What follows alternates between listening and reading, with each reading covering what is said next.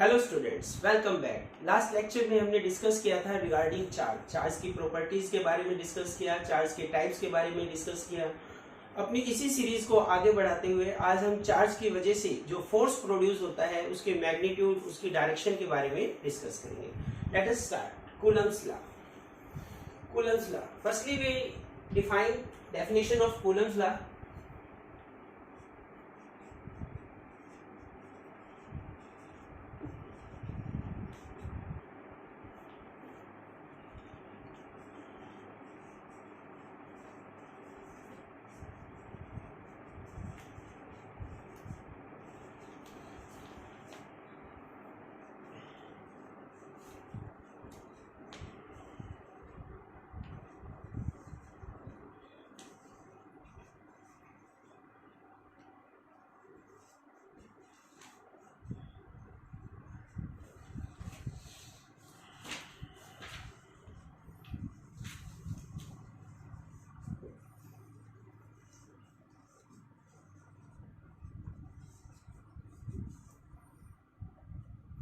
It states that the force of interaction by 2 point charges is directly proportional to product of magnitude of charges and inversely proportional to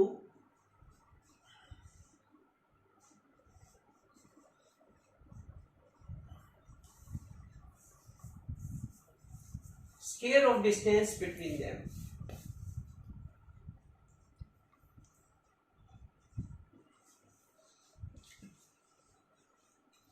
It's just a definition. इसको थोड़ा सा करते हैं। Consider 2 point charges Q1 and Q2 placed in vacuum, free space में हमने रखे, separated by distance r। Depend करता है बेटा इसमें कि जो नेचर है चार्ज की वो उस पर डिपेंड करेगा कि जो फोर्स आएगा इनके बीच में वो अट्रैक्टिव होगा या repulsive. Firstly we discuss about the magnitude. तो यहाँ पे जो डेफिनेशन में हमने वर्ड यूज किया interaction, it is the force of interaction. Interaction से मतलब क्या है? आइदर अट्रैक्शन और रिपल्शन। अट्रैक्टिव भी हो सकता है। सपोज कीजिए हमने दो प्रोटॉन के बीच में फोर्स निकाला तो वो क्या करेंगे? रिपेल करेंगे। दो इलेक्ट्रॉन के बीच में फोर्स, वो भी रिपेल करेंगे। पर क्या होगा अगर एक इलेक्ट्रॉन और एक प्रोटॉन के बीच में फोर्स होगा तो वो अट्रैक्टिव होगा। तो बोथ टाइप का फोर्स हो सकता है, आइदर अट्रैक्टिव और repulsive. By 2 point charges. Point charges. Do you know about point charges? Point charges से यहाँ पे क्या मतलब है? If the size of the charge is so small as the comparison to r. R is the separation between them. अगर size small है किसके comparison में? R के comparison में, separation between the charges. Then we consider these charges as a point charges. तो simple सी definition बेटा, जो फोर्स होगा वो क्या होगा? Directly proportional to product of magnitude of charges and inversely proportional to square of distance between them. देखिए कैसे बनेगा formula. F is directly proportional to Q1 Q2 का magnitude product and inversely proportional to R।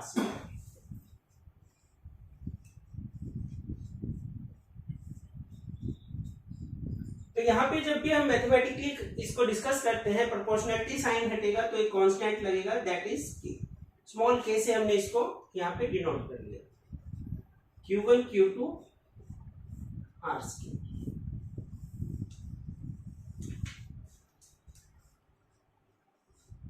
This is the simplest formula of force, magnitude of force. F is equal to K Q1 Q2 upon R square. Where K, ये जो के है Coulomb's constant भी कह सकते हैं, electrostatic force है, इस वजह से इसको हम इलेक्ट्रोस्टैटिक फोर्स कांस्टेंट भी कह सकते हैं। वेयर के is the force of constant. अगर इस के की वैल्यू की बात करते हैं हम, तो के की value in SI system 9 into 10 raised to power 9 value of के।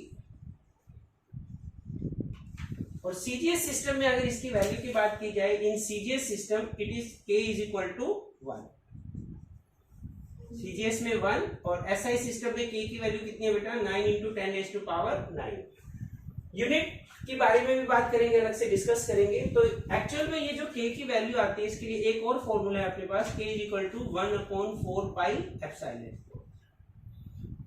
ये जो एप्सिलॉन नॉट है, this is known as absolute electrical permittivity of free space.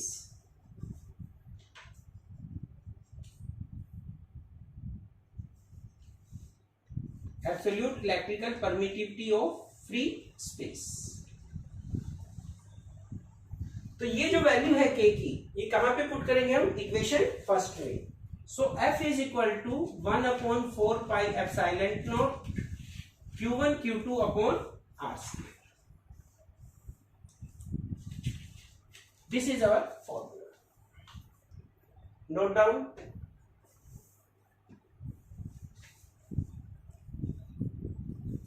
एक बार नोट डाउन कीजिए इसको। इट्स ओके, कर लिया नोट।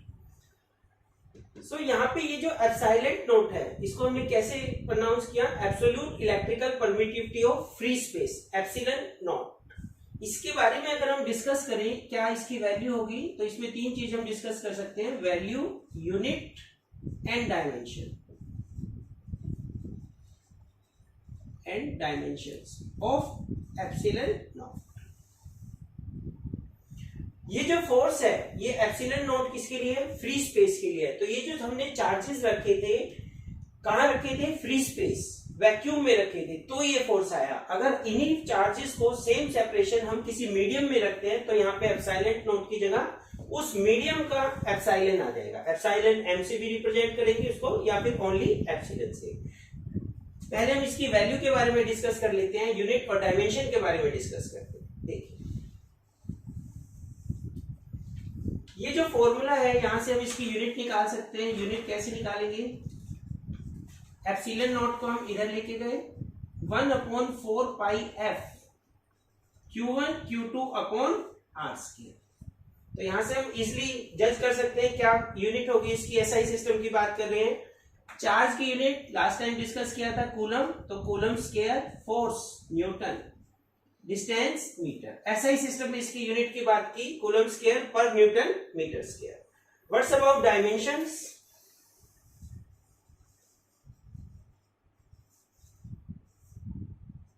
डायमेंशन भी सेम फॉर्मूले से हम इससे कैलकुलेट कर सकते हैं। Epsilon naught q1 q2, charge q is equal to क्या होता है बेटा? IT। करंट को हम मेजर करेंगे किसमें? Ampere, AT, time T, again AT divide force. Force का dimensional formula mass into acceleration, MLT-2 and R square means L square. इसको हम जस्ट सोल्व करेंगे, किसका फॉर्मूला आ जाएगा? एप्सिलॉन नॉट का। रीअरेंज करना है, m ऊपर जाएगा, नेगेटिव साइन हो जाएगा, m-1, L की पावर देखिए नीचे 3, ऊपर जाएगा कितना हो जाएगा? L-3, T-2, ऑलरेडी T ऊपर 2 है, तो कितना हो जाएगा? T4 and A square. This is the dimensional formula of epsilon not. ये हमने सेकंड डिस्कस किया। फर्स्ट में क्या डिस्कस किया? इसमें यूनिट, सेकंड डायमेंशन, एंड एक और करेंगे इसमें हम वैल्यू। वैल्यू कितनी आएगी इसकी? तो वैल्यू के लिए आपको एक फॉर्मूला बताया, क्या है? k is equal to 1/4 pi epsilon naught. अगर k की वैल्यू है 1/4 पाई एप्सिलॉन नॉट, तो एप्सिलॉन नॉट किसके इक्वल आएगा? 1/4 पाई की। एसआई सिस्टम की बात कर रहे हैं, तो epsilon naught is equal to 1/4, pi की वैल्यू 3.14, k की वैल्यू किस सिस्टम की बात कर रहे हैं? SI system. यहाँ पे देखिए, एसआई सिस्टम में 9 × 10⁹ और सीजीए सिस्टम में 1। तो ये वैल्यू जब हम इसमें पुट करेंगे 9 × 10⁹, जैसे ही इसको हम सोल्व आउट करते हैं, तो ये वैल्यू कितनी आएगी? 8.85 × 10⁻⁻12। यूनिट हम ऑलरेडी इसमें कर सकते, कैलकुलेट कर चुके हैं, coulomb square, newton metre square. तो थर्ड वन हम इसमें क्या डिस्कस किया? वैल्यू। ये वैल्यू कांस्टेंट, वैसे तो एग्जाम में गिवन हो गया आपको, फिर भी थ्रू आउट द ईयर आपके यूजफुल रहेंगे, इसको आप अच्छे से याद रखेंगे। k की वैल्यू कितनी? 9 × 10⁻⁹ और एप्सिलॉन नॉट की वैल्यू कितनी है 8.85 इंटू 10⁻⁻12।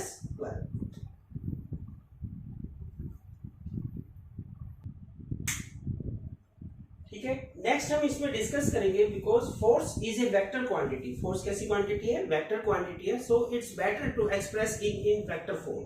तो नेक्स्ट टॉपिक इसी से रिलेटेड है, हम डिस्कस करेंगे Coulomb's law in vector form.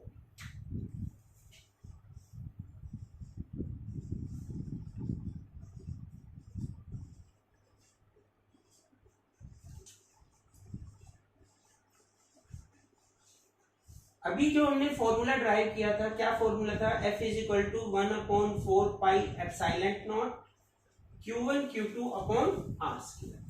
ये ओनली मैग्नीट्यूड ऑफ फोर्स बताता है। दो प्रोटॉन के बीच में, दो इलेक्ट्रॉन के बीच में, या एक पॉजिटिव और एक नेगेटिव चार्जेस के बीच में जो फोर्स होगा उसका मैग्नीट्यूड कितना है, जस्ट वो चीज इसे हम कैलकुलेट कर सकते हैं। पर जब बात होती है डायरेक्शन की, तो हमें बेटर वे है कि इसको हम वेक्टर फॉर्म में रिप्रेजेंट करें। देखिए किस तरह से, यहां पे हमने एक एक्स वाई प्लेन कंसीडर किया और टू चार्जेस, कौन से charge? Point charges Q1 and Q2। Point charge clear है? If the size of the charge is so small as the comparison between them, as the separation between them, और इन charges को हमने कहां से join कर दिया? ओरिजिन से join कर दिया। तो ये जो वेक्टर है बेटा, इसको हम बोलते हैं position vector R1, and second का जो पोजीशन वेक्टर है R2। अब हम फोर्स की नेमिंग करेंगे, वो आपको थोड़ा क्लियर करते हैं। F21, Q2 पे जो फोर्स लगा, किसने लगाया? 1 ने लगाया। और क्या नेमिंग की हमने? F21। इसको रीड कैसे करना है?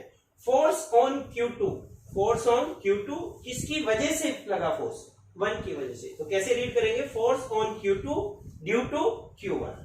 सिमिलरली अगर इसकी नेमिंग करनी है आपको, तो इसको क्या कहेंगे? फोर्स किस पे लगा? 1 पे फोर्स लगा। किसकी वजह से फोर्स लगा? किसकी वजह से फोर्स लगा? 2 की वजह से। तो F12। तो इसको रीड करते हैं force on Q1 due to Q2, force on Q2 due to Q1।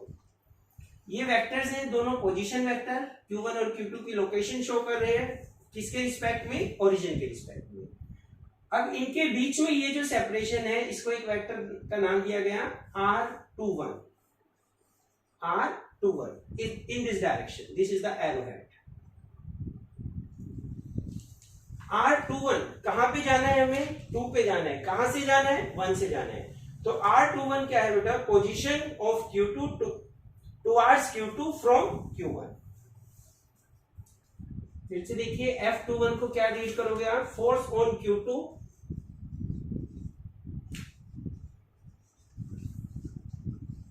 Due to Q1, force on Q2 due to Q1। Q1 की वजह से Q2 पे जो फोर्स लगा। सिमिलरली F12 को हम क्या रीड करेंगे? फोर्स ऑन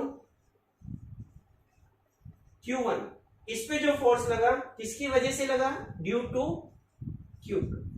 क्लियर यहां तक? अब ये जो वेक्टर है R21, जो दोनों चार्ज को ज्वाइन कर रहा है, जो सेपरेशन है, इस डायरेक्शन में हमने शो किया R21 फ्रॉम 1 टुवर्ड्स 2, R21।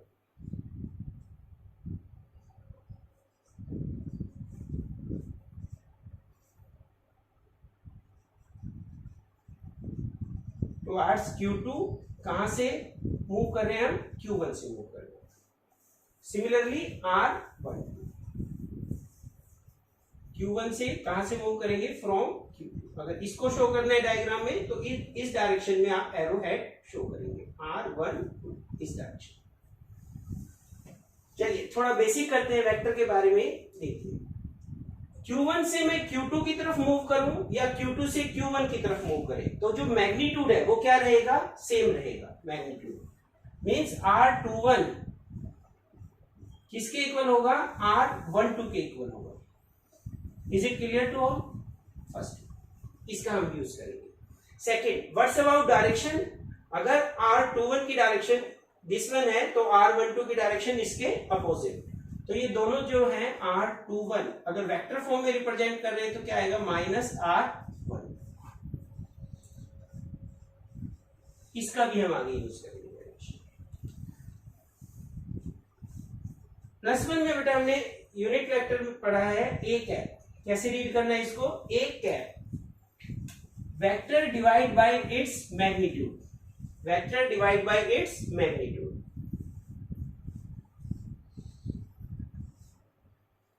यहां पे देखिए आप, ये ट्रायंगल बन रही है, जो ट्रायंगल ऑफ वेक्टर एडिशन इसमें अप्लाई करते हैं। R1 vector in this direction, R21 in this direction. तो ये जो ऑर्डर है आपका, क्या ऑर्डर है, सेम ऑर्डर, और इन दोनों का जो रिजल्टेंट आएगा वो क्या आएगा, अपोजिट ऑर्डर में आएगा। तो कैसे हम डील करते थे, if the two vectors taken as the side of a triangle taken in same order, then their resultant is given by third side of the triangle taken in opposite order। +1 में पता है सभी को। तो इसको vector triangle आके help से मैं क्या लिख सकता हूं, वेक्टर R1 प्लस R21, कैसा ऑर्डर है, सेम ऑर्डर, किसके इक्वल होगा, third side of the triangle, और ये ऑर्डर जो है ये क्या है आपका, opposite order R2। Is it clear. तो यहां पे R21 की वैल्यू क्या आएगी आपकी, R2 minus R2 minus R1। यहां से अब हमें याद रखना है, आइडेंटिफाई करना है 2 1, तो 2 में से 1 को सब्ट्रैक्ट किया। सपोज कीजिए अगर मैं कहता हूं R12, तो इसको कैसे लिखेंगे, R1 minus R। Any doubt. फिर से आप एक बार देखिए, इसमें हमने क्या क्या डिस्कस किया, F21 दिस फोर्स किस पे लग रहा है, ये फोर्स Q2 पे लग रहा है, किसकी वजह से लग रहा है, Q1 की वजह से लग रहा है। तो क्या रीड करेंगे, force on Q2 due to Q1, first one. इस फोर्स को क्या रीड करोगे, फोर्स ऑन Q1 किसकी वजह से, ड्यू टू Q2। ये जो डिस्टेंस है इन दिस डायरेक्शन, तो किधर जा रहे हैं, Q2 पे, कहां से, Q1 से, distance towards Q2 from Q1 and R12 opposite। Similarly यहां पे हमने बात की मैग्नीट्यूड सेम होगा, Q1 से Q2 पे जाओ या Q2 से Q1 पे जाओ, क्या मैग्नीट्यूड में डिफरेंस आएगा, नो डिफरेंस। यहां पे हमने बात की डायरेक्शन, इनकी जो डायरेक्शन है वो क्या है, opposite direction, negative side. This is the unit vector we know, and this is by using triangle law of vector addition. ये कुछ नोटेशन है जो हम इसमें इसको ड्राइव करने में यूज करेंगे। लेट अस कंसीडर F21 हमें फाइंड आउट करना है। F21 क्या रीड करोगे बेटा, force on Q2 due to Q1। इस पे फोर्स, Q2 पे फोर्स, किसकी वजह से, Q1 की वजह से। ये फोर्स की वैल्यू हम फाइंड आउट करते हैं। लास्ट टाइम जब हमने डिस्कस किया था, यहाँ पे ओनली मैग्नीट्यूड था, पर इस बार हमने क्या लिखा, वेक्टर फॉर्म, इसके ऊपर एरो हेड लगाया। तो यहां पे फॉर्मूला बनेगा 1/4 pi epsilon naught Q1 Q2। Distance, इनके बीच का डिस्टेंस क्या लिया, R21। याद रखने के लिए ये 21 है, 21 है, तो यहां पे भी क्या आएगा, 21 का स्क्वायर। Is it enough. देखिए राइट साइड और लेफ्ट साइड में ये आपकी वेक्टर है, पर ये क्या है, स्केलर क्वांटिटी है, तो यहां पे भी एक डायरेक्शन देनी पड़ेगी। तो इसकी जो डायरेक्शन होती है हम कैप से देते हैं, R21। Now this is the vector form of Coulomb's law. Any doubt? Similarly हम लिख सकते हैं as it is F12। F12 को अब आप डायरेक्ट बता सकते हैं 1/4 pi epsilon naught Q1 Q2 upon 12 तो यहां पे क्या आएगा, R²12। डायरेक्शन के लिए R12 cap.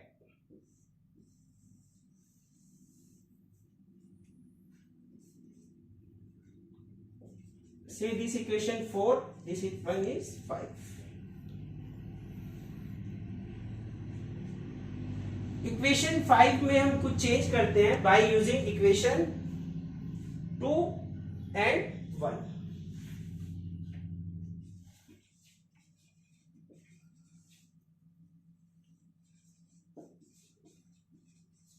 So equation 5 becomes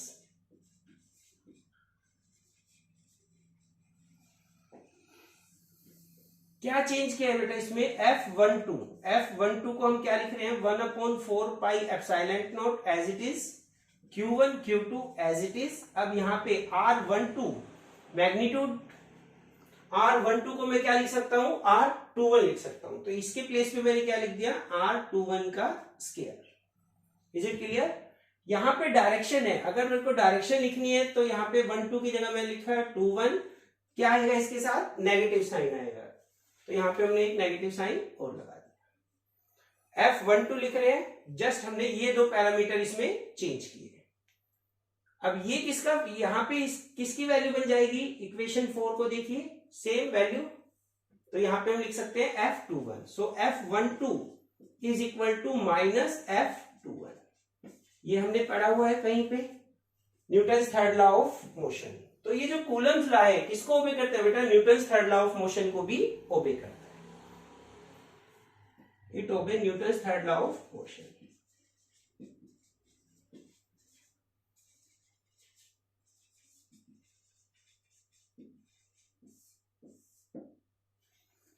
एक चीज और डिस्कस करते हैं यहाँ पे, ये जो कूलम्स लॉ में जो फोर्स बना, इलेक्ट्रोस्टैटिक फोर्स, ये कैसा फोर्स होता है, सेंट्रल फोर्स। कैसा फोर्स है, सेंट्रल फोर्स। क्या समझते हैं आप सेंट्रल फोर्स से, इक्वल अपोजिट है, यहां से क्लियर हो गया। सेंट्रल फोर्स का मतलब क्या होता है, it acts along the line joining the two charges. ये जो लाइन है इसके अलोंग लगेगा। अब डिपेंड करेगा नेचर, अगर दोनों लाइक चार्जेस हैं तो रिपेल, पर रिपेल भी किधर करेगा, इसी लाइन के अलोंग रिपेल करेगा, लाइक दिस। मान लीजिए ये दो चार्जेस है 1 2, इस डायरेक्शन में फोर्स लगेगा। अगर नेचर अपोजिट है, एक पॉजिटिव है और से सेकंड चार्ज क्या है आपका, नेगेटिव, तो इस बार जो नेचर होगी वो कैसी होगी, ये लाइन ऑफ जॉइनिंग है, तो जो फोर्स लगेगा इस बार इस तरह से लगेगा। पर अभी भी दोनों डायरेक्शन में, दोनों केसेस में आप देखिए जो फोर्स लग रहा है कैसा फोर्स है, सेंट्रल फोर्स। तो सेंट्रल फोर्स क्या होता है, it is the force which is acting along the line joining the two charges. कीजिए note. Now we discuss next topic, dielectric constant and relative electrical permittivity.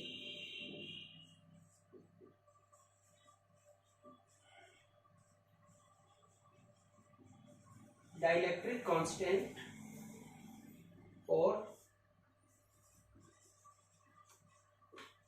Relative electrical permittivity.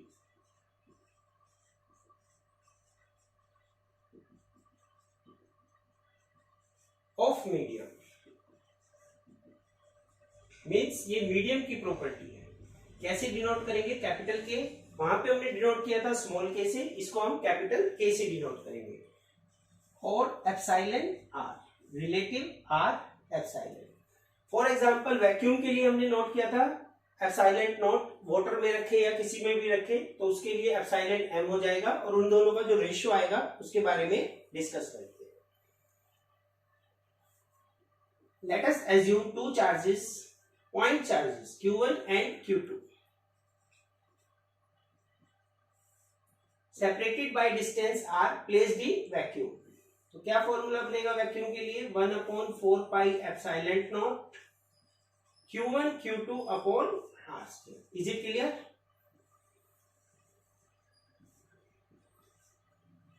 क्या होगा बेटा अगर same point charges को हम vacuum में ना रख के किसी मीडियम में रखते हैं, सच एज वाटर में रख दिया, ग्लास में रख दिया, ऑयल में रख दिया, तो क्या होगा यहाँ पे फॉर्मूला Fm। अब जो फोर्स होगा उस मीडियम में, उसके लिए जस्ट यही आएगा, एक चेंज करना है आपको, यहाँ पे एप्सिलॉन यूज करना है। क्या यूज करना है, एप्सिलॉन। या तो हम एप्सिलॉन यूज कर सकते हैं या फिर एप्सिलॉन एम भी यूज कर सकते हैं। तो ये एप्सिलॉन क्या है, एब्सोल्यूट इलेक्ट्रिकल परमिटिविटी।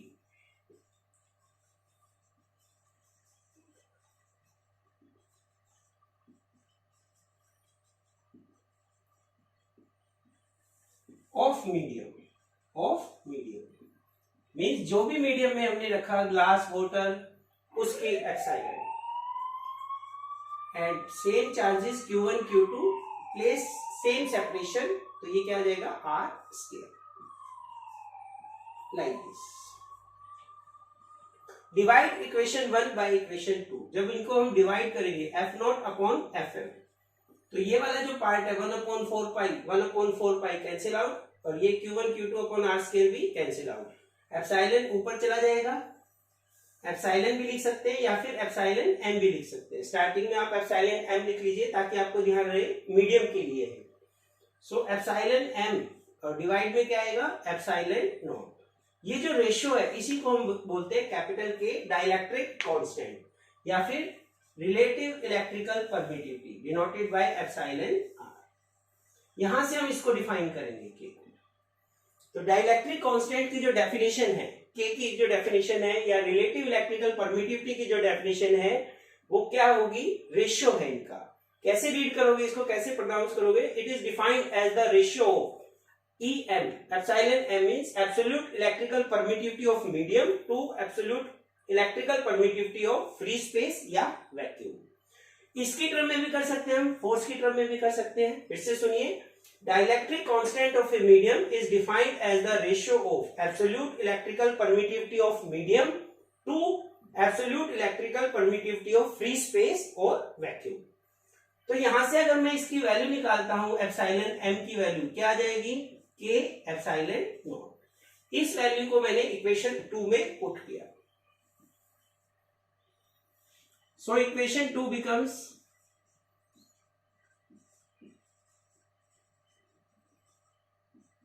Fm। कब फोर्स निकाल रहे हैं, जब हमने किसी मीडियम में रखा, तो 1/4 पाई एप्सिलॉन M, और एप्सिलॉन M की जगह हम क्या यूज कर सकते हैं, के epsilon not. Same charges Q1 Q2 जैसे बात की है, R square inversely proportional to square of distance between them. और ये किसका फॉर्मूला बन जाएगा, इक्वेशन 1 को देखिए, 1/4 pi epsilon naught Q1 Q2 upon R square. So Fm is equal to F naught upon K। यहां से क्या क्लियर होता है बेटा, अगर दो चार्जेस को हम वैक्यूम में या फ्री स्पेस में रखते हैं, उसके बीच में जो फोर्स होगा वो मैक्सिमम फोर्स होगा। क्योंकि जो के की वैल्यू होती है, मिनिमम वैल्यू कितनी है के की, कुछ वैल्यू के बारे में बात करते हैं, वैल्यू ऑफ के। वैक्यूम के लिए 1, एयर के लिए हम कंसीडर करते हैं 1.006, hydrogen 1.00026, near about 1 he consider कर लेते हैं। इसके अलावा कुछ और मटेरियल्स की वैल्यू देखिए, ग्लास 3 to 4, ये आपको मेंशन होगा कि जो भी मीडियम है उसकी वैल्यू 3 लेनी है या 4 लेनी है, ठीक है। वाटर के लिए इसकी जो वैल्यू होती है वो होती है 81। अच्छा, यूनिट क्या होगी इनकी के की, no unit, because it is a ratio. Force का रेशियो है, न्यूटन न्यूटन कैंसिल, एप्सिलॉन का रेशियो है, यूनिट कैंसिल, तो कोई यूनिट नहीं होती, यूनिटलेस। तो यहां पे फॉर एग्जांपल अगर मैं कहता हूं, जब मैंने पॉइंट चार्जेस कहां पे रखे, वैक्यूम में रखे, 1 मीटर सेपरेशन पे रखे, और उनके बीच में जो फोर्स आ रहा है वो है से 810 न्यूटन F नोट। और उसके बाद अगर वाटर कहा गया है, वैल्यू भी गिवन होगी आपको, 81 के की वैल्यू है, किसके लिए, फॉर वाटर के लिए। अब फोर्सेस क्या होंगे उस मीडियम में, हम इस फॉर्मूले का यूज करके उसको कैलकुलेट कर सकते हैं। तो 810 डिवाइड बाय के की वैल्यू कितनी है, 81, 10 न्यूटन। तो फोर्स कितना रह गया, ओनली 10 न्यूटन। यहां पे आप थोड़ा सा कंसंट्रेट कीजिए। जब पॉइंट चार्जेस को मैंने वैक्यूम में रखा तो उनके बीच का जो फोर्स था कितना था, 810। उन्हीं चार्जेस को, सेम चार्जेस को सेम सेपरेशन पे जब मैंने कहा रख दिया, वाटर में रख दिया, मीडियम में रख दिया, तो उसका जो फोर्स है वो ओनली 10 न्यूटन रह गया। तो ये जो एक्चुअल में एप्सिलॉन होती है, ये जो एप्सिलॉन नॉट है या एप्सिलॉन M, ये है कि ये फोर्स को कितना रिड्यूस करती है, कितना डिक्रीज कर देती है। Now we discuss superposition principle. ये जो सुपरपोजिशन प्रिंसिपल है, हम अलग अलग चैप्टर में इसको बार बार पढ़ेंगे, इलेक्ट्रिक फील्ड के केस में पढ़ेंगे, पोटेंशियल के केस में पढ़ेंगे। स्टार्टिंग में बेसिक फर्स्ट टाइम हम डिस्कस कर रहे हैं, तो एक बार इसको अच्छे से डिस्कस करते हैं। सुपरपोजिशन प्रिंसिपल,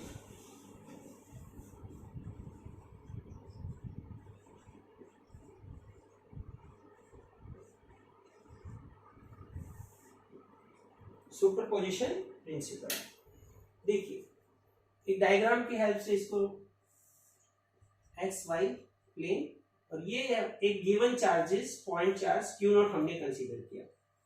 इसकी जो ओरिजिन से लोकेशन है, मींस पोजीशन वेक्टर क्या है आर नॉट। इसके नियर बाय कुछ चार्जेस है like Q1 having position vector R1, एक और चार्जेस कंसीडर कर लिया हमने Q2 having position vector R2। इसी टाइप से कोई चार्ज है मान लेते हैं Q3 having position vector R3। तो ये जो गिवन चार्ज है Q0, इस पे टोटल फोर्स जो होगा वो कैलकुलेट कैसे करना है वो हम सुपरपोजिशन प्रिंसिपल की हेल्प से डिस्कस करेंगे। तो जैसा अभी हमने डिस्कस किया था कूलम लॉ में, ये जो फोर्स होगा इसकी नेमिंग कैसे करेंगे, F01 force on Q0, force on Q0 किसकी वजह से, Q1 की वजह से, due to Q1। Similarly Q2 की वजह से भी इस पे फोर्स लगेगा, naming F02 force on Q0 due to Q2। Q3 की वजह से लगेगा F03 force on Q0 due to Q3।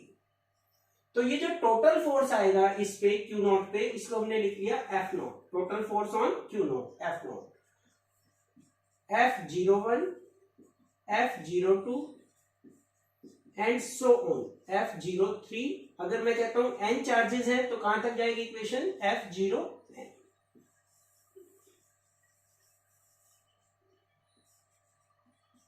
तो कैसे डिफाइन करेंगे हम सुपरपोजिशन प्रिंसिपल, जस्ट सिंपली इसी को हमें वर्ड्स में बोलना है। The total force on a given charges is the algebraic sum of all the forces due to other charges, all the forces due to other charges। इन्हीं का हमने addition किया है, अलजेब्रिक सम किया है, Q1 की वजह से F01, Q2 की वजह से F02 एंड सो ऑन। ये जो वैल्यू हमने F01 लिखी, इसकी वैल्यू हम कैलकुलेट कर सकते हैं 1/4 pi epsilon not Q0 Q1।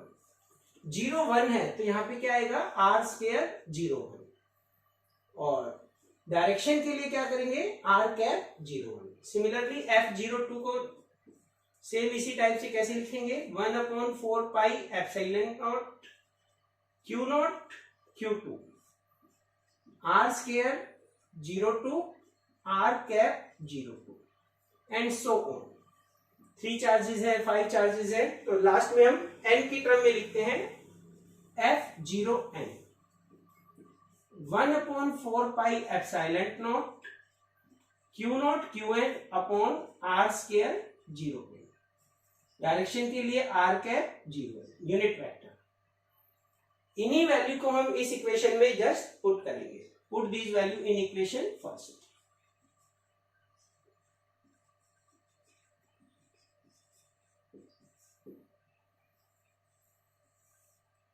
तो ये जो इक्वेशन है total force on Q0 F0 क्या हो जाएगा, इनको रखेंगे तो कुछ कॉमन आ रहा है इसमें से 1/4 पाई एप्सिलॉन नॉट सभी में है, और क्या कॉमन आएगा Q0 भी सभी में आ रहा है, तो इसको हम बाहर ले लेंगे। Q0 डिवाइड में क्या है 4 पाई एप्सिलॉन नॉट, क्या रह जाएगा यहाँ पे देखिए Q1 divide R² 01 R cap 01।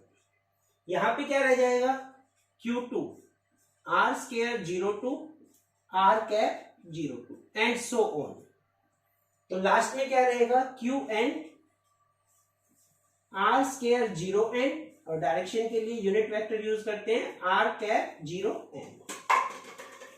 Just इसको हम F0 को लिख सकते हैं Q0 4 पाई एप्सिलॉन। इसको सिंपल फॉर्म में लिखेंगे सिग्मा। यहां पे चेंज क्या हो रहा है, Q1 Q2 Q3 Qn, तो यहां पे लिख देंगे Qi। R² as it is है सभी में, R² 0 भी सभी में आ रहा है, तो 0 एज इट इज, 1 2 3 ये चेंज हो रहा है तो यहाँ पे I आ जाएगा R² 0i, और डायरेक्शन के लिए R cap 0i। अब ये जो I की वैल्यू है 1 से लेके n तक, जैसे इस पर्टिकुलर केस में हमने कंसीडर किया n चार्जेस हैं, सपोज कीजिए अगर 3 चार्जेस होते तो जस्ट यहां तक इक्वेशन बनती, n की वैल्यू 3 तो 1 वाली इक्वेशन बनती 2 एंड 3 जस्ट।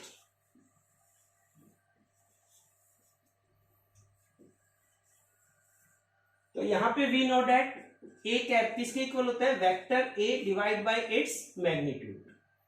तो यहाँ पे इसकी वैल्यू क्या आ जाएगी, r cap 0i, vector r 0i divide by its magnitude.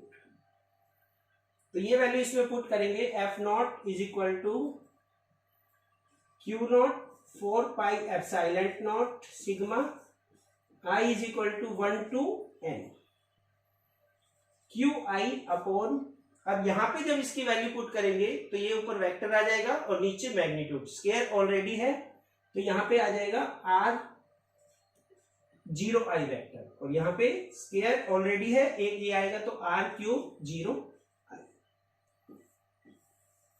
जैसे लास्ट लेक्चर में हमने डिस्कस किया था, इसको हम पोजीशन वेक्टर की फॉर्म में भी लिख सकते हैं।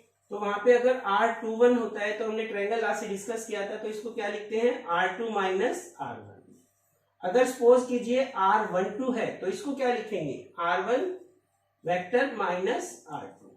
यहां पे क्या है अपने पास r0i, तो इसको लिखेंगे बेटा r0 minus ri। Is it clear? तो इसको इस फॉर्म में लिखेंगे तो क्या बनेगा, F naught Q naught divide by 4 pi epsilon naught sigma i is equal to 1 to n Q I as it is, और यहां पे इसको लिखेंगे r0 माइनस ri। मैग्नीट्यूड है, मॉडुलस की फॉर्म में लिख सकते हैं इसका क्यूब, और वेक्टर को क्या लिखेंगे, r0 माइनस ri। ठीक है, यहां तक clear? This is the superposition principle. इसमें हमने क्या निकाला, total force on a given charge due to the other charges. Same process अगर आपको फर्स्ट इससे पहले जो हमने डिस्कस किया था, कूलम लॉ डिस्कस किया था, उसमें फोर्स कैलकुलेट करना आ चुका है, तो इसमें कहीं कोई प्रॉब्लम नहीं आएगी।